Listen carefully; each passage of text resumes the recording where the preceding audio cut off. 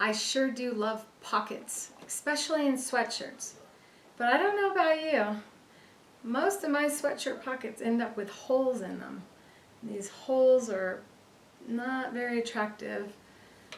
So it's kind of a complicated area to mend because you've got a hole right where you need to sew the stitching back on again. So how do you get all of that to act as one piece so that you can go ahead and stitch that again? We're going to go ahead and use our stick and rinse tape. And in this case, we're also going to use a presser foot. We're going to use the satin edge foot. And that'll help sew perfect top stitching. So we look at the back side of the garment. There's the hole, that darn hole. I'm going to take a piece of this, and it acts as a patch that washes away. It has a release liner, so you just peel it off, and we're able to join or bring that material together to make that hole close up. We don't need very much, just a little bit to do this.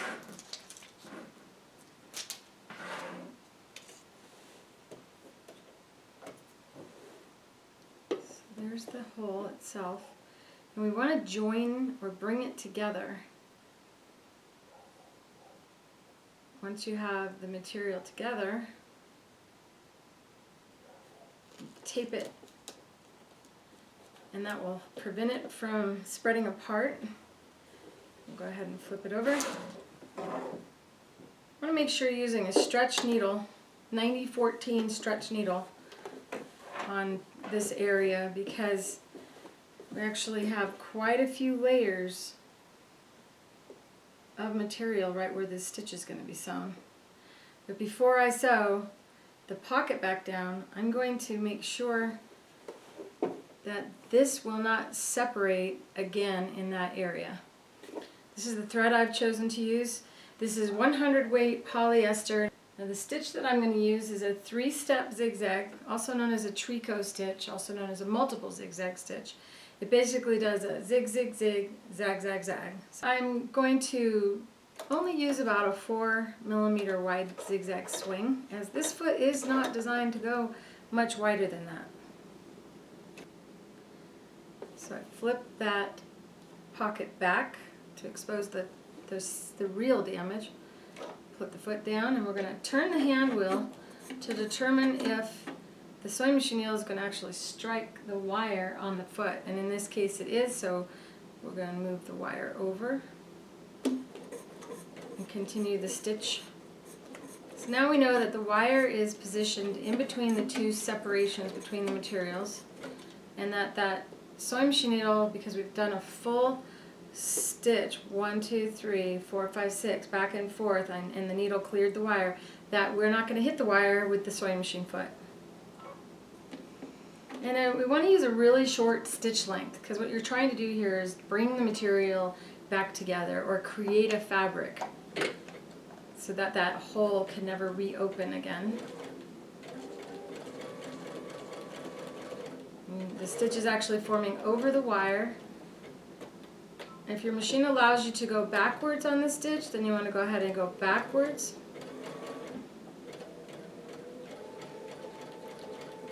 And if your sewing machine does not, then you can lift the foot, pull back, lower the foot, and do it again.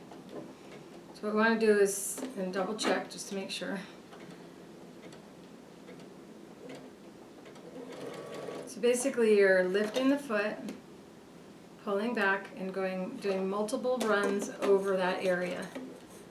Be nice if you can get your stitches even closer together than my machine is doing. That's why I'm having to go over it several times. So we go and let the machine do the feeding so that you don't cause your sweatshirt to stretch out. So if you hold your hands in front and back and you sew, you'll be actually causing the material to stretch like that.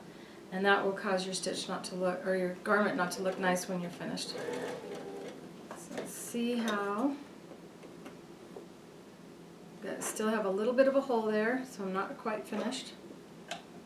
The wire goes between the two materials.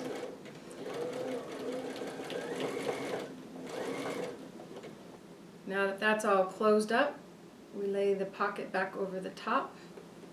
And we'll go ahead now and do what's called a top stitch.